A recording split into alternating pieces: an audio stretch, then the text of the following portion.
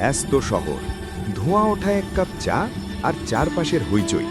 এই ছোট্ট চায়ের দোকানে কাজ করে এক কিশোর।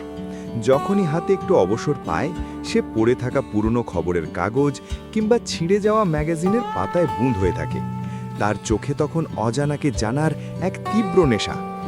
একদিন তার এই জ্ঞান তৃষ্ণা চোখে পড়ল এক প্রফেসরের।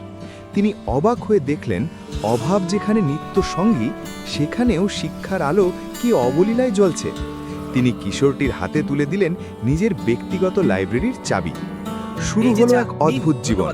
দিনের বেলায় ক্লান্তিহীনভাবে চা পরিবেশন করা, আর রাত গভীর হলে বইয়ের পাতায় ডুব দেওয়া। যখন পুরো শহর ঘুমাতো, তখন সেই ছোট্ট ঘরে বইয়ের প্রতিটি অক্ষর তাকে নিয়ে যেত এক নতুন জগতে। কঠোর পরিশ্রম আর অদম্য ইচ্ছা বৃথা যায় না।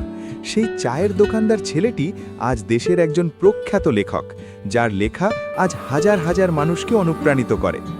আসলে শিক্ষার কোনো সীমানা নেই।